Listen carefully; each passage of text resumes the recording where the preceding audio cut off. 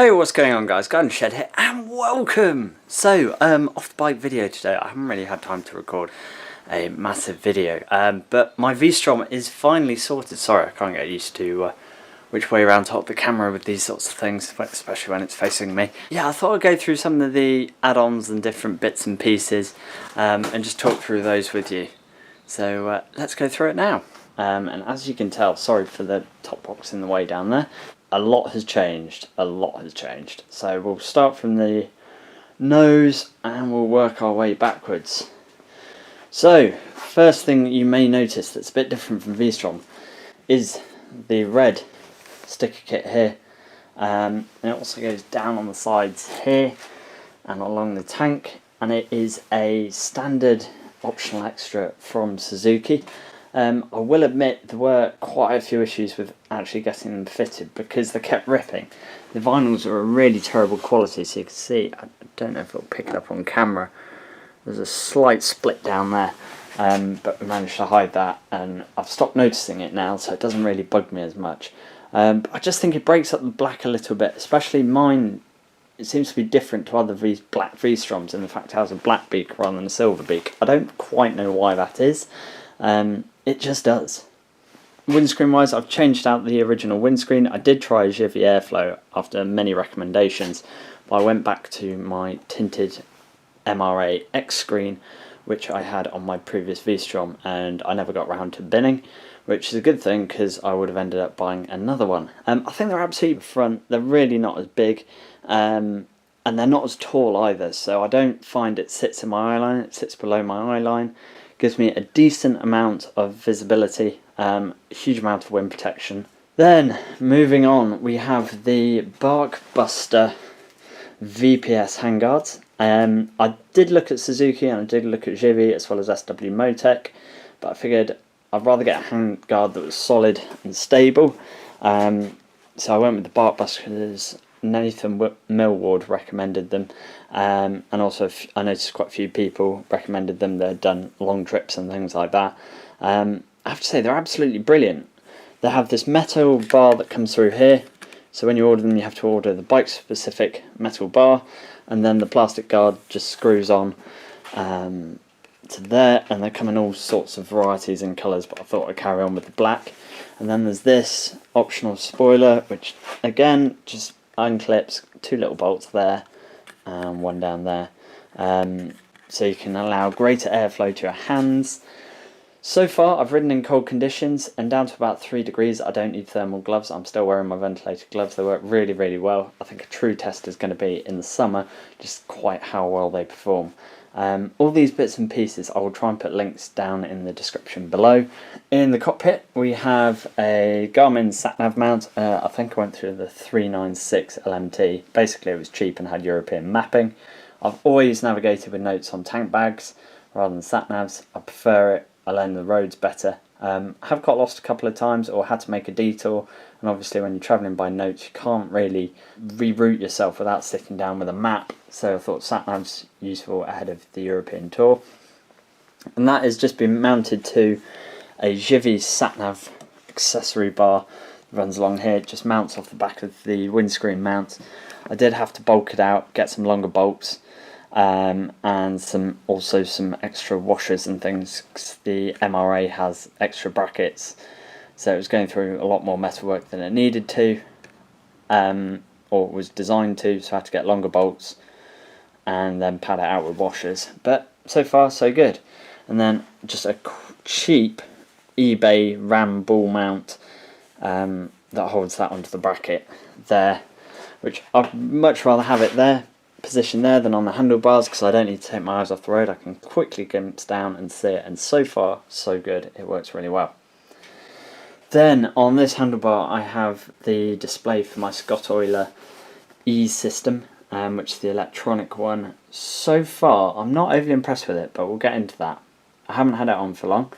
Then on the tank I have the ring for my Givi tank bag, tank lock tank bags. I have a 15 litre tank bag which I use for touring, which is amazing. You can fit food, drinks, wallet, gloves, everything you need to get hold of really quickly, and all it does is just clips on like that, and there's a quick release on the side of the bag to pull it off, and you can now get a lockable version. Then moving down, engine bars are the Suzuki genuine engine bars. I had the Givis on my last Vstrom, but I decided to go with the Suzuki ones because the Suzuki ones work with the Suzuki engine guard, so these are genuine parts. And I prefer the Suzuki engine guard. I had the Givi one on my old bike because it's much more open around here, less close fitting, so you can get in, you can clean or attempt to clean it, and you can, you know, just make sure you get all the dirt and horrible bits out. Whereas the Givi one followed the line of the engine case really, really closely, and you couldn't get a hand in. And I found when I was cleaning my old V-Strom, I was cutting my hands to shreds and things like that. So that's why I went with Suzuki. And I did drop it. I did have to replace one of these bars. It bent, but it protected the engine.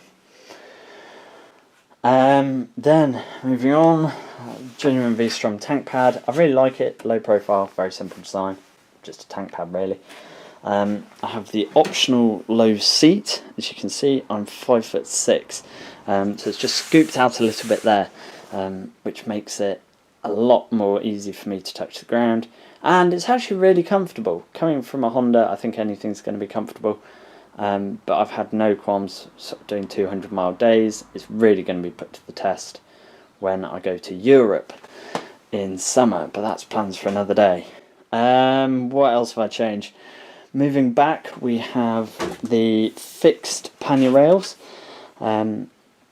These were an absolute sod to install because, as well with the top box plate, they were just a sod.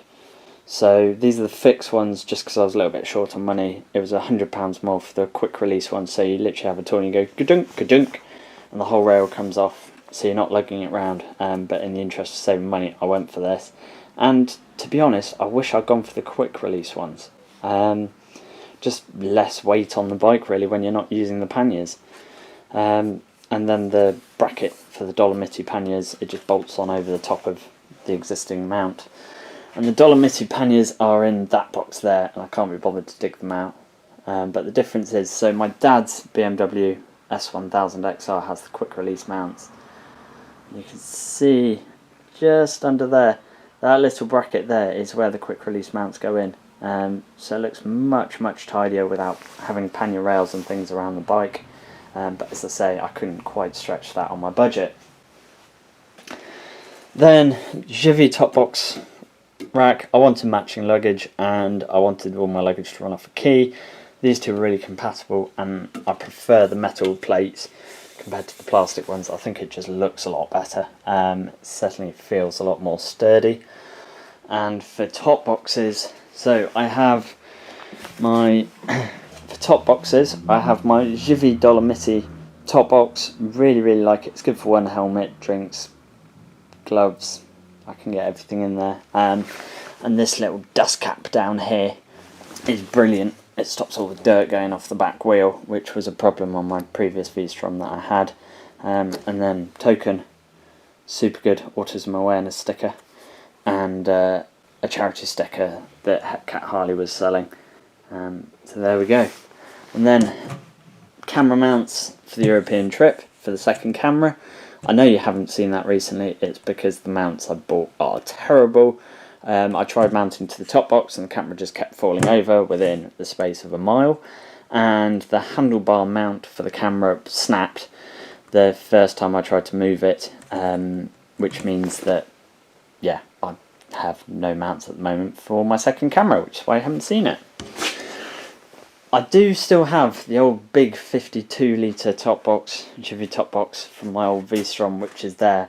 I was planning on getting rid of it because the reason I decided to change was all the crud was going off the back wheel, getting sucked into the lock because there's nothing to protect it, and you get somewhere and you can get in the top box. It is an absolute behemoth and amazing for storing things. It will comfortably take 2 full face helmets, a couple of bottles of water, waterproof gloves for both rider and pillion, and also leather gloves.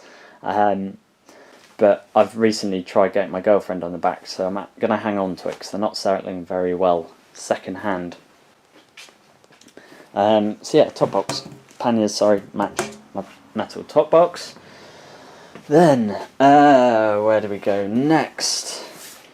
Next, I don't know how well you're going to be able to see this, because it's a bit dark in here. I've tried to improve the light. I have the Suzuki genuine centre stand. They don't come fitted as standard, but it's really useful for doing chain oil, chain tension, and just generally when you need to get the bike up to do whatever. Really useful. It is quite an effort now with all the extra weight of added parts. But yeah, one day I will replace these pannier rails with quick release.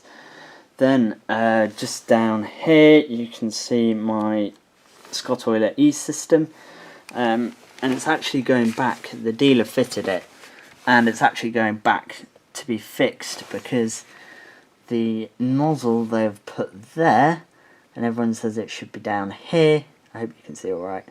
And basically I'm having oil fly everywhere apart from on the chain. It's oiling the outside of the chain but not the inside. The inside's bone dry, which I'm pretty sure it's not meant to be like. Yeah, I think that's about it for that. Things going forward that I may change. Mirrors, they do give off a lot of turbulence. I have tried some £5 Chinese ones and it did dramatically reduce it. However, I really like the visibility of the Vstrom mirrors, so I'm not changing those. The pannier rails, I may switch to quick release. The exhaust, I did a video I think about exhausts, and I'm slightly over aftermarket ones, although these do sound biblical with an aftermarket pipe. Lots of people have recommended spotlights and things like that to be mounted on the engine guards.